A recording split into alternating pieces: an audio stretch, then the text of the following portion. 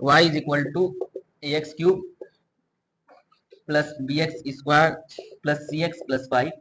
ये जो कर्व है y is equal to x cube plus bx square plus cx plus 5 touches the x axis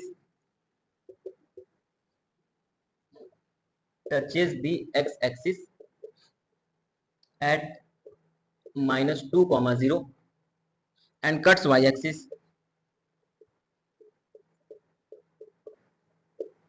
at q where its gradient is 3।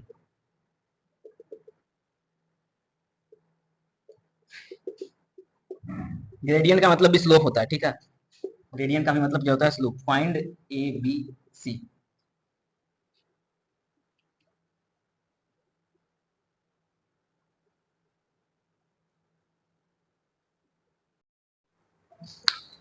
इसमें छुपा हुआ दो चीज है, चाहे एक चीज छुपी हुई है उसको समझना है। हमें ए बी सी निकालना है ना, तो हमें इक्वेशंस तो कम से कम चाहिए होंगे, 3 इक्वेशन ना। ठीक है, तो हमें 3 इक्वेशन चाहिए होंगे। अब तुमको समझना है कि कहाँ से इसमें से 3 इक्वेशन बनाए।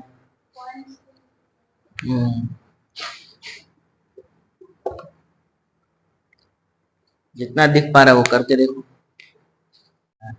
तो स्ट्रेट लाइन तो नहीं बनेगा, पावर 1 रहता है तो स्ट्रेट लाइन बनता है। पावर जैसे ही 2 या 2 से बड़ा है तो एक कर्व बनने लगेगा। तो कर्व कहीं कोई लाइन को खड़ा के टच कर रहा है, इसका मतलब क्या हो गया? तो मतलब कि x जो एक्सिस है वो टेंजेंट होगा उसका, समझ, टच कर रहा है तो मतलब कहीं से ऐसे पास कर रहा होगा कि बस ये यहाँ पे कट कर रहा है, और y एक्सिस को कहीं पे ये कट कर रहा है। ठीक है, कट कर रहा है जब इसका, तो उसका स्लोप क्या है कि 3 है। dx इसका 3 है यहाँ पे, और यहाँ पे जो है एक x एक्सिस जो कि पॉइंट क्या दिया है -2, 0, इस पे ये क्या है कि टेंजेंट बन रहा है। ठीक है, तो ये दो इक्वेशन हो गया। तीसरा जो है इक्वेशन कहां से मिलेगा? इस पॉइंट को भी तो इसमें डाल सकते हैं, तो तीसरा इक्वेशन ये हो गया। डाले हो तो एक इक्वेशन कुछ आया होगा। ठीक है, तो जो दूसरा इक्वेशन आएगा क्या आएगा कि इसको डिफ्रेंशिएट करेंगे और पॉइंट कौन सा डाल सकते हैं, ये, और उसका dy बाई dx क्या होगा? x एक्सिस का हमारा स्लोप क्या होता है बताओ? x एक्सिस का स्लोप क्या होगा?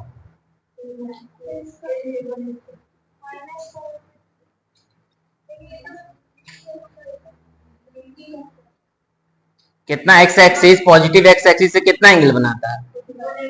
45 कौन बोल रहा है? 0 डिग्री ना भाई, x एक्सिस 0 बना रहा है। tan 0 क्या देता है? 0। तो जो x जो पैरेलल है x एक्सिस के, या x एक्सिस ही क्यों ना हो, उसका स्लोप क्या होता है? 0 होता है। समझ गए? तो dy by dx is equal to 0 हो जाएगा किस पॉइंट पे? -2, 0 पे। ठीक है, यहाँ पे इसको dy बाई dx करोगे तो x बस डालना रहेगा, y की तो जरूरत भी नहीं है इसमें। जो x बस रहेगा, x तो 0 रहता है। एक इक्वेशन वहां से आ गया। ठीक है, यहाँ पे करेंगे एक dy बाई dx निकालेंगे। dy बाई dx क्या होगा? 3ax square plus 2bx plus c, ये होगा। अब हमें पॉइंट क्या डालना है? -2, 0, और dy बाई dx -2, 0 पे क्या है? 0 है, तो -2 डालो x के जगह, तो क्या हो जाएगा? 4 3 जा 12 और कितना होगा?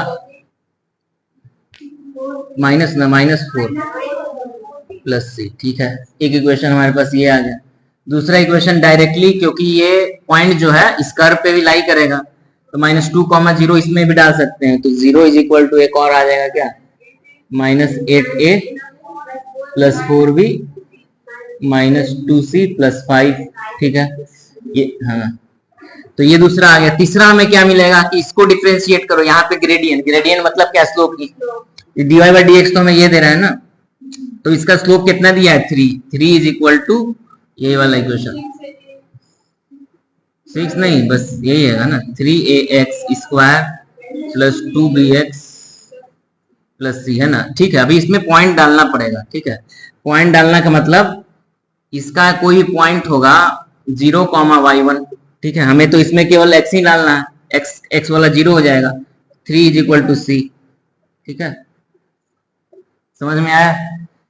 इस पॉइंट पे, यहाँ पे क्या पॉइंट है, 0,y1 होगा कुछ, तो 0 तो हम डाल देंगे, y1 y पूछ भी नहीं रहा है यहाँ पे कुछ भी, तो y की जरूरत ही नहीं है, डायरेक्टली हमें c की वैल्यू यहाँ से मिल गई 3। अब इसमें पुट कर दोगे तो b की वैल्यू मिल जाती। ठीक है, ये दोनों को सॉल्व कर लोगे तो आ जाना। ठीक ठीक है, तो 3 जब डाल देंगे तो 1 क्या बन जाएगा हमारा, 12a minus 4b plus 3 equal to 0।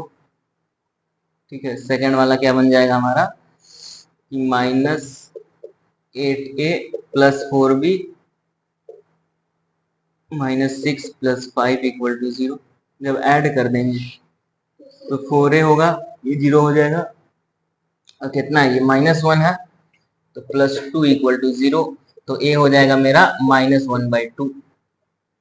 ऐसा आ रहा है, देख लेते हैं क्या क्या है आंसर।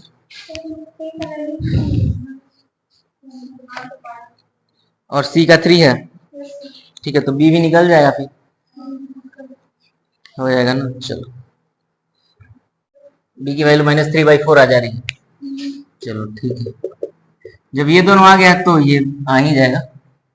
ठीक है, तो जो क्वेश्चन दे उससे हमको आइडेंटिफाई करना पड़ेगा। जब देख लो 3 वेरिएबल है तो हमें 3 इक्वेशन चाहिए होगा, तो हमें उस इक्वेशन से या फिर उस पैराग्राफ से समझना पड़ेगा कि हम कैसे 3 इक्वेशन निकाल सकते हैं।